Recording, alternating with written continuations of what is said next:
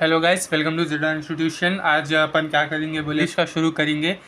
आपको अरबिक की one shot video डाल दिए थे। इंग्लिश में क्या रहता है बोले तो part A, part B, part C में डिवाइड रहता है। आपका जो क्वेश्चन पेपर रहता वो part A, part B, part C में डिवाइड रहता है। आज अपन डिस्कस करेंगे अभी के वास्ते पार्ट बी डिस्कस करेंगे, क्योंकि बोले तो पार्ट ए में आपको जो रहते हैं एनोटेशंस रहते हैं। एनोटेशंस बोले तो 8 एनोटेशंस लिखना रहता है आपको। ये 4 बिट रहते, 4 बिट में से एक एक बिट में दो एनोटेशंस रहते, एक एक लिखना रहता। तो वैसे 8 या 7 एनोटेशंस रहते, वो एनोटेशंस पार्ट ए में कवर हो जाते हैं। वो एनोटेशंस आना बोले तो आपको लेसन्स की समरी आना। जितने भी लेसन्स है ना चैप्टर्स में, आपको जितने चैप्टर है उतने चैप्टर में जितने लेसन है आपको उसकी समरी आना लेसन की। वो समरी है तो आप एनोटेशंस अपने ओन वर्ड्स में इंग्लिश में लिख ले सकते। उसके मार्क्स आपके हाथ में है, वो मैंने समझा सकता हूँ आपको। पार्ट बी में क्या है तो कुछ ग्रामर टॉपिक्स है, कुछ जो मैच द फॉलोइंग वो है। पार्ट बी बाद में डिस्कस करेंगे। अभी अपन पार्ट सी के बारे में डिस्कस करेंगे। पार्ट सी में अपने को पूरा क्रिएटिव राइटिंग का पार्ट सी रहता, मीन्स CV रहता, रेज्यूमे रहता, बायोडाटा रहता, लेटर रहता, official unofficial, filling forms, bank का फॉर्म, और बोलते सो अपना क्या रेलवे टिकट फॉर्म, विड्रॉ करने का फॉर्म, पोस्ट कार्ड करने का फॉर्म। ये फॉर्म आप फिलअप करने का रहता है, जो कि मैं आपको दिखा रहा हूँ नहीं, क्योंकि तो फॉर्म्स फिलअप करने के वास्ते वो अपने को ऑलरेडी फॉर्म आता है, उसमें अपने को फिलअप करना रहता, नेम एड्रेस ये जितने भी चीज़ें आते हैं वो अपने को फिल करना रहता।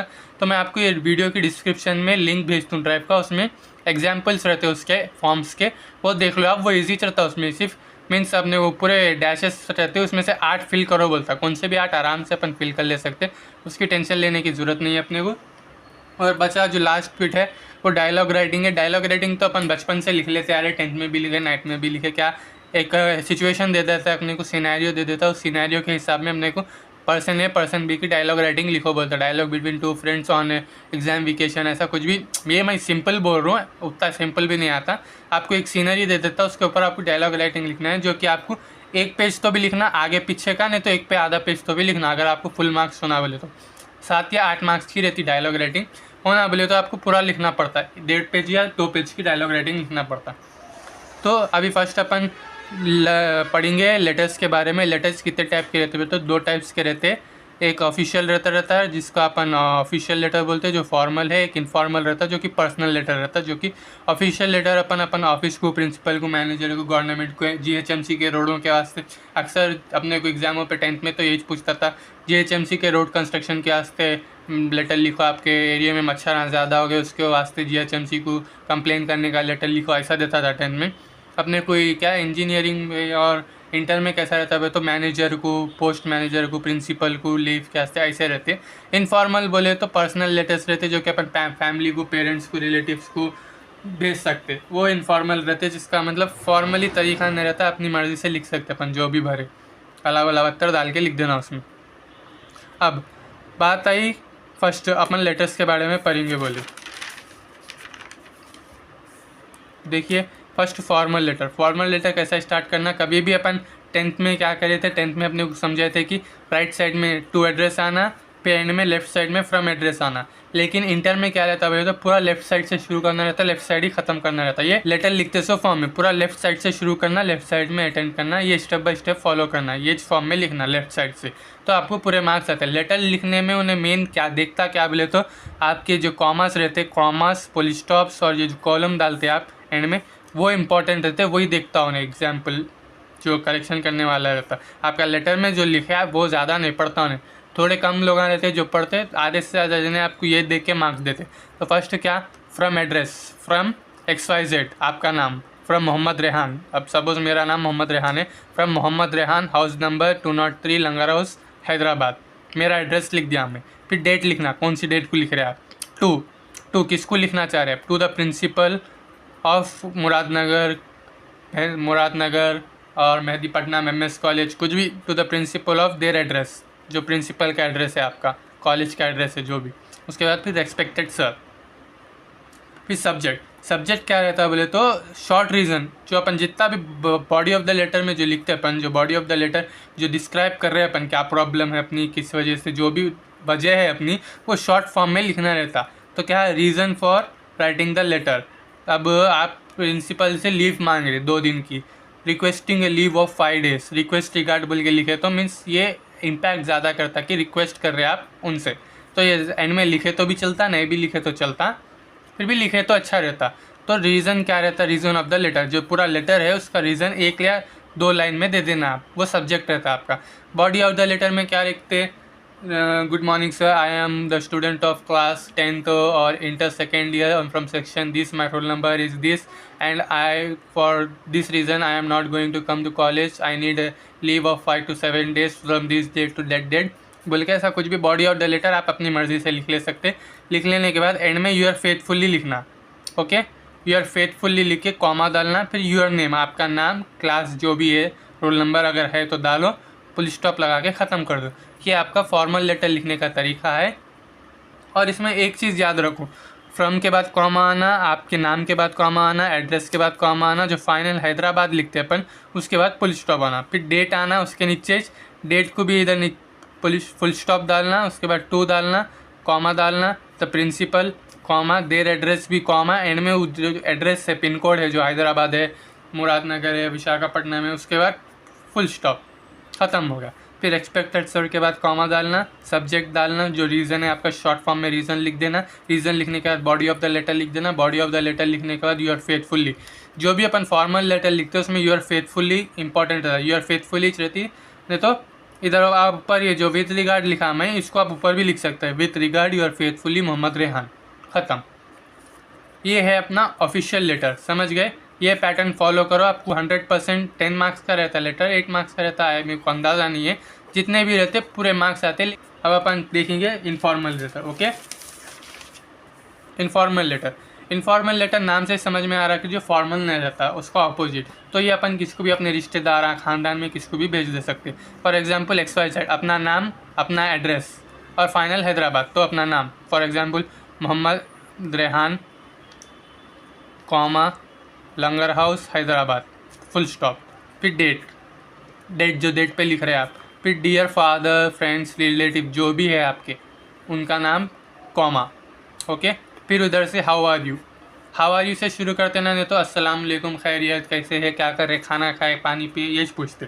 तो जो भी मैटर आपको देता, मीन्स क्वेश्चन में देता कि अपने फादर्स को लेटर लिखो कि आपको क्या फ़ीस बनना है ट्यूशन फ़ी के बारे में नेक्स्ट मंथ, उसके रिगार्डिंग लेटर लिखो बोला। तो dear father how are you, अस्सलाम वालेकुम, तो इंग्लिश में कैसा लिखते हैं आप, ऐसा भी लिख सकते हैं, अस्सलाम वालेकुम father, how are you, I am fine, what about you, means कैसे कर रहे, घर में सब कैसे है। उसके बाद I need a request because I need to pay the tuition fee from the next month of 15th and the tuition fee is 16,000, I request you to send me the money before that date so that I can pay, बोल के कुछ भी ऐसा मसला जो भी है भाई, जो क्वेश्चन में अपने को जो मसला देता है वो मसले के हिसाब में अपन इधर बॉडी ऑफ द लेटर बना देना।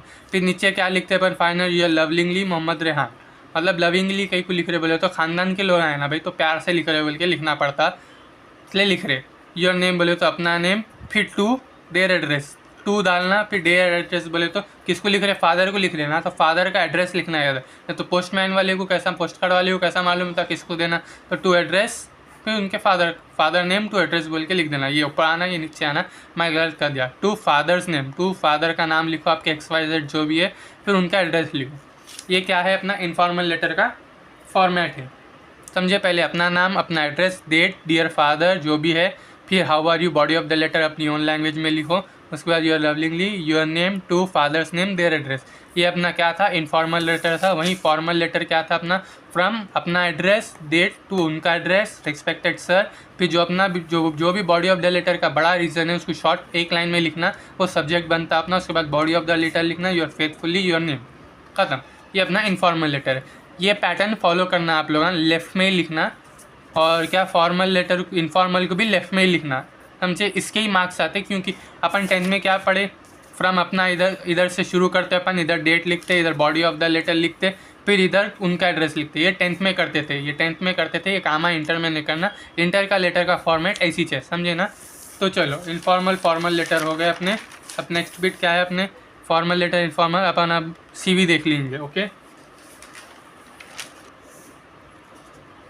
चलो गाइस, CV क्या रहता बोले तो आपको एक पोस्टर दे देता, हेडिंग दे देता, राइट है CV फॉर दिस एडवर्टाइजमेंट।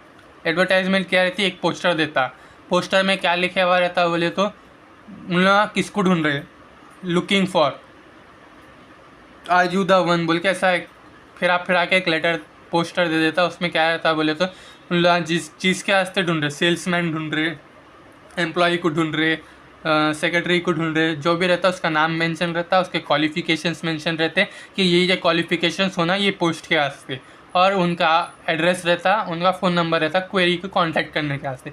तो इसको देख के पोस्टर को आपको एक सीवी बनाना रहता, एग्जाम में क्वेश्चन आता। तो फर्स्ट ऑब्जेक्टिव रहता सीवी में ये स्टेप फॉलो करना, जो मैं दिया ना आपको, ये स्टेप फॉलो करो, आपको 100% मार्क्स आ जाते हैं। फर्स्ट ऑब्जेक्टिव बोले तो जो पोजीशन उसमें खाली है, अब मैं पोस्टर में मेंशन करा कि मैं कंपनी वाला हूँ, मैं मेंशन करा पोस्टर में I am looking for a graphic designer. तो पोजीशन फॉर क्या लिखते हैं आप, graphic designer. Okay, graphic designer लिख लिए, पोजीशन आपकी पोजीशन हो गई आपकी। उसके बाद डिटेल्स लिखना, डिटेल्स में क्या लिखते हैं, name, father name, date of birth, full address, mobile number, Gmail. अब फॉर एग्जांपल मेरा नाम क्या है, मोहम्मद रेहान, लिख दिया। Father name XYZ, date of birth 15/10/2003 लिख दिए। Full address 9-1-96 by A 203 flat number Hyderabad Langar house city, जो भी है आपका लिख दो। उसके बाद मोबाइल नंबर 8341936282, ऐसा कौन सा भी एक नंबर लिख दो। उसके बाद जीमेल md.rehan463gmail.com लिख दो, ख़त्म, जीमेल भी हो गया। उसके बाद क्या लिखते हैं, एकेडमिक क्वालिफिकेशंस बोल के एक हेडिंग डालो, उसमें आपके क्वालिफिकेशंस, इंस्टीट्यूशन जहाँ से पढ़े, एकेडमिक क्वालिफिकेशंस में आप क्वालिफिकेशंस लिखना, इंस्टीट्यूशन लिखना, परसेंटेज लिखना। अब क्वालिफिकेशंस में आप जो भी पोस्टर में आपके क्वालिफिकेशंस रिक्वायर्ड है वो, नहीं तो आप जो क्वालिफिकेशंस करें वो। फॉर एग्जांपल अभी मैं इंजीनियरिंग कर रहा हूँ MJ कॉलेज से, फर्स्ट सेम में मेरे को 98% आए वैसा। फिर इंटरमीडिएट में हिदाया जूनियर कॉलेज से करा मुरादनगर, उसमें मेरे को 933 मार्क्स आए ओवरऑल। SSC मीन्स 10th का मेमो मैं क्रांति हाई स्कूल से करा, 10 GCGP है वैसा, अपने परसेंटेज लिख लेना। फिर एक्सपीरियंस, जो आप प्रोफाइल को अप्लाई कर रहे, अब मैंने सब ग्राफिकल डिज़ाइनर को अप्लाई करा तो उसका मेरे को कोई एक्सपीरियंस है या नहीं। फॉर एग्जांपल मेरे को एक्सपीरियंस है 1 साल का, 1 ईयर एक्सपीरियंस बोल के लिख सकता हूँ मैं। नहीं तो अगर एक्सपीरियंस नहीं है तो फ्रेशर बोल के लिख दो। लैंग्वेजेस नोन बोले तो आपको कितने लैंग्वेज आते हैं, हिंदी, तेलुगु, उर्दू, मराठी, मलयालम, जो भी लैंग्वेजेस आते हैं वो लैंग्वेजेस लिखो। 4 से 5 लिख दे सकते हो, वो कौन सा अपने को उन्हें आके देख रहा बोल के एग्जामिनर तुम पक्का वही लिखे बोल के। प्लेसेस बोले तो हैदराबाद, डेट बोले तो जो आज की डेट है। तो ज़रूरी नहीं है कि आप CV अकॉर्डिंग टू, अब थोड़े जने रहते भाई अपने हैदराबादी में एडवांस जने रहते, क्या करते बोले तो जो वर्कबुक में CV रहती वही बट्टी मार के जाते। तो ऐसा बट्टी मार के जाने की ज़रूरत नहीं है, सिर्फ आपको ये पैटर्न याद रहना कैसा लिखना है। अगर ये पैटर्न सही है तो आप कुछ भी लिख लो, भर लो, उसमें अपना नाम लिखो, अपने दोस्त की भी CV बना दे सकते हैं आप, उससे परवाह नहीं है। उन्हें आपकी CV किसकी लिखे बोल के नहीं देखता, उन्हें आपका सिर्फ ये पैटर्न देखता आपका जो लिखे। First objective, details, name, father name, date of birth, full address, mobile number, Gmail, academic qualifications में qualifications, institution, percentage, experience, language known, place, date, ये पैटर्न देखता। और इसमें जो कॉलन डाला ना मैं, कॉलन कैसा एज इट इज़ लाइन में डाला, इधर से शुरू हो रही, फिर क्वालिफिकेशंस के बाद फिर ऐसी ख़त्म हो रही। तो ये एक अकॉर्डिंग रहना, समझे। इससे अपनी CV पे इम्पैक्ट क्या पड़ता है बोले तो देखने वाला, आप मैं करेक्शन कर रहा हूँ, देखते हैं कि पूरे एक ऑर्डर में है तो मेरे को पूरे ये चीज़ें ऑर्डर में मिल गए, तो अरे बच्चे को आता अच्छा ही चाहता बोल के उन्हें पढ़ना छोड़ के डायरेक्ट अरे अच्छा ही लिखाना, वो राइटिंग देख के, आपकी प्रेजेंटेशन देख के पूरे मार्क्स डाल देता, समझे। तो ये आप एज इट इज़ लिखने को ट्राई करो, ये याद रखो, name, father name, date of birth, full address, mobile number, Gmail, academic qualifications में क्या रहता, क्वालिफिकेशन, इंस्टीट्यूशन, परसेंटेज, फिर experience, languages known, place, date. ये अपना हो गया CV। अच्छे से समझ गए ना CV क्या रहती। CV के एज इट इज़ बायोडाटा रहता। अगर आप CV अच्छे से आती है तो आप बायोडाटा भी इजीली बना दे सकते। दोनों में डिफरेंस सिर्फ एक चीज़ का डिफरेंस है, वो जब हम बायोडाटा करेंगे जब बताता हूँ आपको। तो ये थी अपनी CV। ओके, रिज्यूम में क्या रहता, अपने को कभी भी वैसे जैसा आप मैं बोला आपको, एक सिचुएशन दे देता, एक पोस्टर दे देता। ओके, पोस्टर देके उसमें अपने को इसके ये पोस्टर के अकॉर्डिंग अपने को रिज्यूमे बनाओ बोल के बोलता। तो आप लोग का टेंशन न करियो, मैं आपको क्या करता हूँ बोले तो ड्राइव लिंक में कुछ एग्जाम्पल CV के, बायोडाटा के, रिज्यूम के एग्जाम्पल्स और फिलिंग फॉर्म्स तो मैं सेंड करता हूँ, बोला उसका लिंक ये वीडियो की डिस्क्रिप्शन में डाल देता हूँ, वो याद से देख लो। वो देख लिए तो आपको एक अंदाज़ा हो जाता कि कैसा लिखना। ओके, रिज्यूमे का पैटर्न क्या है, रिज्यूमे में भी अपने को क्या था, सीवी में अपने को एक क्वालिफिकेशंस का क्या था, बॉक्स था, टेबल था। सीवी में वो कुछ भी नहीं आता, सीवी में एज इट इज़ लिखना रहता। लेकिन ये स्टेप्स याद रहना आपको, name, father name, gender, date of birth, age, address, languages known, hobby, marriage status, nationality, mobile number, email, qualification, strength, experience. अब मेन प्रॉब्लम अपने को इंग्लिश में क्या आ रही बोले तो, जाके अगर सीवी दिया, रिज्यूमे दिया, बायोडाटा दिया बोले तो अपने को मालूम लिखना कैसा, लेकिन कौन से ऑर्डर में लिखना वो नहीं मालूम। तो उसके वास्ते ये बट्टी मारना पड़ता है आपको। कुछ भी बोल लो आप लोग, आप बट्टी मार के जाओ आप लोग। हाँ, चीटिंग तो नको करो भाई, खुदा के हंसते पेपरों पे लिख लेके, हाथों पे लिख लेके नको जाओ, पकड़े गए तो ज़िंदगी ख़राब हो गए, ऐसे काम होते। इसलिए चीटिंग नको करो, याद रख लेके जाओ। क्या जैसा एक याद करे तो दूसरे ईजी हो जाते, name, father name, gender, date of birth, age, address. फिर languages known, hobby, nationality, mobile number, email, qualification, strength, experience. तो नेम में क्या लिखते हैं आप, जो भी आपका जिसके वास्ते अप्लाई करे, जो पोस्टर दिया उन्हें, उसके अकॉर्डिंग पहले अपना नाम लिखो, अपने फादर का नाम लिखो, फिर अपना जेंडर लिखो, अपना डेट ऑफ बर्थ लिखो, अपना एज लिखो, फिर अपना एड्रेस लिखो, फिर अपनी लैंग्वेजेस क्या क्या आते हैं आपको वो लिखो, फिर आपकी हॉबीज़ क्या है। मेरी तो पेंटिंग है और गेमा खेलना है। फिर शादी हुई नहीं हुई लिखो, अपनी तो नहीं हुई। नेशनलिटी लिखो, इंडिया के है, कहाँ के है आप लोग वो लिखो, आपका मोबाइल नंबर लिखो, आपका ईमेल लिखो, सब आपका लिख सकते हैं आप। ऐसा कुछ भी प्रॉब्लम नहीं है कि आप दूसरों का बोल के नहीं। अगर याद नहीं हो रहा तो अपने सब चीज़ें डाल के लिख दो, कुछ का भी कोई भी आके नहीं देखता आप किसका लिखे। तो अपना CV बनाओ, अपना ही रिज्यूमे बनाओ, अपना ही बायोडाटा बनाओ। मेल लिख दो mohammadrehan@yahoo@gmail.com। क्वालिफिकेशंस इसमें क्या करोगे, तो पहले तो अपने लिखो क्वालिफिकेशंस, लेकिन पोस्टर में जो क्वालिफिकेशंस बोल रहा हूँ रिक्वायर्ड है, अब डिप्लोमा बोल रहा हूँ, मास्टर्स इन इंग्लिश बोल रहा, तो वही क्वालिफिकेशंस इधर डाल ले सकते हैं आप। जो CV में पोस्टर में दिया आपने अपने को, जो पोस्टर में जो क्वालिफिकेशंस दिया वही क्वालिफिकेशंस आप ये क्वालिफिकेशंस में भी लिख सकते हैं। नहीं लिख सकते बोल के नहीं, सिर्फ अपने को क्या CV और बायोडाटा में अपने क्वालिफिकेशंस डालना है।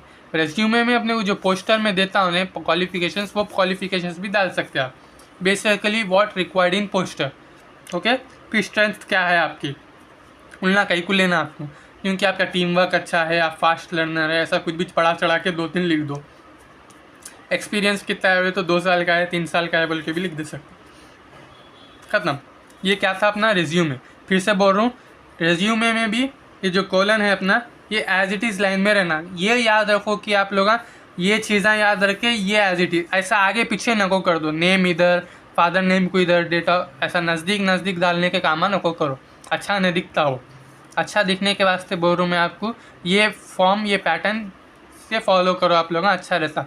Name, father name, gender, date of birth, ये याद रखना इंपॉर्टेंट है आपको। कैसा भी याद रखो आप लोग, नहीं याद रखते बोले तो आपके CV के मार्क्स हैं गए समझोगे। ओके, ये याद रख लो।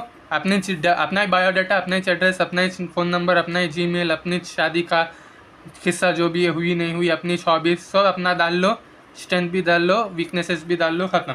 ये क्या था अपना रिज्यूमे। ओके, ये रिज्यूमे होने के बाद अपना बचा क्या लास्ट, बायोडाटा। बायोडाटा क्या है, कुछ भी नहीं, मैं क्या बोला, biodata is same as CV जैसी रहती, बायोडाटा भी वैसी रहता, समझे। बायोडाटा में क्या रहता, अब CV को बताता हूँ मैं और बायोडाटा को, दोनों को कंपेयर करके बताता हूँ आपको डिफरेंस मालूम हो जाता। देखो,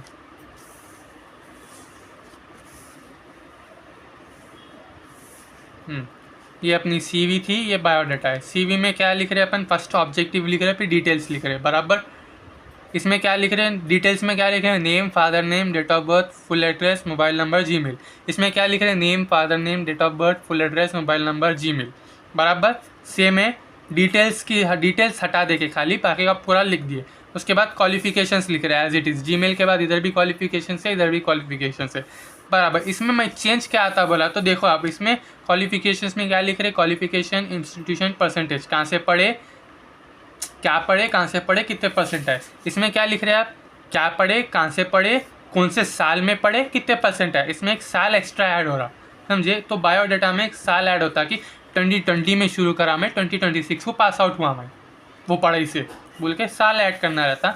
फिर एक्सपीरियंस कितने साल का है आपको, 1.5 साल का, 2 साल का लिखो। लैंग्वेजेस भी सेम, इधर ही देखो difference, experience, languages known, place date, experience, languages known, place date.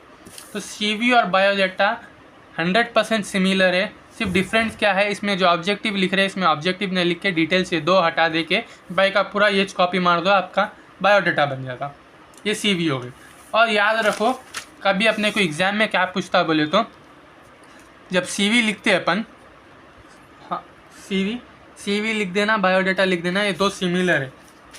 जब रेज्यूमे लिखते हैं अपन, रेज्यूमे में अपन क्वालिफिकेशंस नहीं दे रहे अपने, ओके, बराबर दे रहे क्वालिफिकेशंस, कई के क्वालिफिकेशंस दे रहे अपन, जो पोस्टर में रिक्वायर्ड है वो क्वालिफिकेशंस दे रहे। तो CV के साथ कभी उन्हें पूछता है कवर लेटर लिखो बोलता, ओके, मतलब कवर लेटर में आप ये लिखना रहता कि जो पोस्ट के वास्ते अप्लाई कर रहे हैं आप, वो पोस्ट के मैनेजर को लेटर लिख रहे हैं आप, ओके। ऐसी कहाँ गया अपना लेटर का पेज, हाँ। कवर लेटर में क्या करना बोले तो फॉर्मल लेटर रहता वो, फ्रॉम अपना नाम अपना एड्रेस टू किसको लिख रहे हैं आप, अगर ग्राफिकल डिज़ाइनर की पोस्ट के वास्ते अप्लाई कर रहे हैं आप तो वो कंपनी जो है पोस्टर में मेंशन रहती, कंपनी नहीं भी रही तो आप to the manager of graphical design company बोल के अपना डाल दे सकते। Expected subject for applying the position of graphical design बोल के रीज़न लिख देना, कवर लेटर का बोरू में। फिर बॉडी ऑफ द लेटर क्या लिखते, आप क्यों अप्लाई करना चाह रहे पोस्ट के वास्ते, आप कंपनी के वास्ते क्या कंट्रीब्यूट कर सकते और आपकी स्ट्रेंथ क्या है वो लेटर में आप मेंशन करना। फिर you are faithfully your name बोल के लिख देना, समझे। लास्ट में लेटर में बॉडी ऑफ द लेटर में क्या मेंशन करना बोले तो I hope to meet you again in the future, please contact me on this number बोल के एक नंबर ऐड कर देना रहता। ये अपना क्या है तो फॉर्मल लेटर है। रिज्यूमे के साथ अगर कवर लेटर लिखो बोला उन्हें तो वैसे टाइप का फॉर्मल लेटर लिखना जो कंपनी का अपने को पोस्टर है, समझ गए। इसके साथ अपना क्या क्या कंप्लीट कर दिया अपन, रेज्यूमे कंप्लीट कर दिए, CV कंप्लीट कर दिए, रेज्यूमे कंप्लीट कर दिए, बायोडाटा कंप्लीट कर दिए, लेटर्स ऑफिशियल अनऑफिशियल कंप्लीट कर दिए। फिलिंग फॉर्म्स मैं आपको सेंड करता हूँ बोला, ड्राइव का लिंक याद से देख लो एक बार, आपके वास्ते अच्छा रहता। डायलॉग राइटिंग तो मालूम है आपको, ग्रामर पार्ट मैं एक्सप्लेन नहीं कर रहा हूँ, क्यों बोले तो उसके ऊपर ऑलरेडी वीडियो बने हुई है, आप प्लेलिस्ट चेक करो, सेकेंड ईयर ग्रामर बोल के प्लेलिस्ट में है वीडियो बने हुई, वो देख लो आप, ओके। और मैं इतनी शॉर्ट वीडियो कहीं को बना रहा हूँ बोले तो कल मेरा अभी लैब एक्सटर्नल है जिसकी वजह से मेरे को प्रिपेयर करना है, इसलिए आज ये वीडियो बना दिया तो कल अपलोड कर दे तो मॉर्निंग में, इस वजह से शॉर्ट में समझा रहा हूँ। हुआ अगर इंशाअल्लाह तो मैं ग्रामर की भी एक वीडियो बना के अपलोड कर दूँगा, ओके। लास्ट टाइम अपन एक बार देख लेंगे,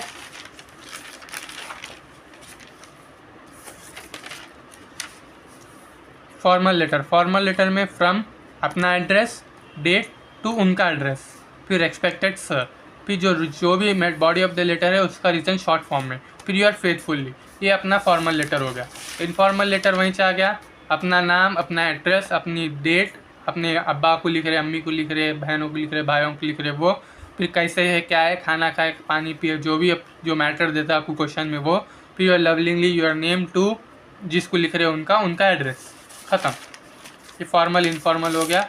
CV और बायोडाटा में सिमिलर है बोला, CV में सिर्फ ये दो चीज़ें एक्स्ट्रा आते हैं, बायोडाटा में वो 2 चीज़ें एक्स्ट्रा नहीं आते, बाकी का सब सेम है। रेज्यूमे में बोले तो ऐसा लिखना, रेज्यूमे लिख देने के बाद उसको कवर लेटर दिए बोला तो कवर लेटर देना, समझे। तो ये था अपना इंग्लिश का part C, okay. Part C में इससे हट के कोई एक्स्ट्रा बिट दूसरी नहीं पूछता, समझे ना। यही बीटा आते पार्ट C में, और अगर आई तो एक बिट आती, मैं क्या ऐसा बोले तो over the moon, for example एक ऐसा सेंटेंस दे देता ओवर द मून, इसका एक फ्रेज बनाओ बोलता ये सेंटेंस को यूज़ करके, तो वो एक बिट आने के चांसेस है, आ भी सकते। तो ओवर द मून का क्या फ्रेज बना सकते, I am over the moon with Joy, मतलब इसका सेंटेंस का ओवर द मून बोले तो मैं 7वें आसमान पे हूँ, ओवर द स्काई भी बोल सकते हैं, मून नहीं भी लिए तो स्काई लिख लो, ओवर द स्काई, मैं 7वें आसमान में हूँ। तो कई को रहते 7वें आसमान में भाई, तुम कोई खुशी हुई तो रहते, या कोई चढ़ाए चने के झाड़ पे तो रहते, तो वैसी I am over the moon with Joy, मैं खुशी से 7वें आसमान पे चढ़ गया। वैसा अगर ऐसा सेंटेंस दिया तो वो सेंटेंस क्या आपको बनाना पड़ता, वो बिट आने के चांसेस है। रिमेनिंग तो ग्रामर है जो पार्ट B में आता, पार्ट A तो एनोटेशंस रहते हैं आपके, पार्ट B में आपको क्या रहता है तो पार्ट A में खाली एनोटेशंस आते हैं, ओके। एनोटेशंस के आपको समरी लिखना रहता है जो कि आप समरी पढ़े तो लिख ले सकते। पार्ट बी जो है अपना, इसमें आपको पाई चार्ट आ सकता, पोस्टर के अकॉर्डिंग लिखना रहता है। पार्ट बी भी कर ले सकते, ग्रामर पार्ट बोले तो वो रहता। थैंक यू गाइस, चैनल को सब्सक्राइब करो, लाइक करो, शेयर करो, शुक्रिया।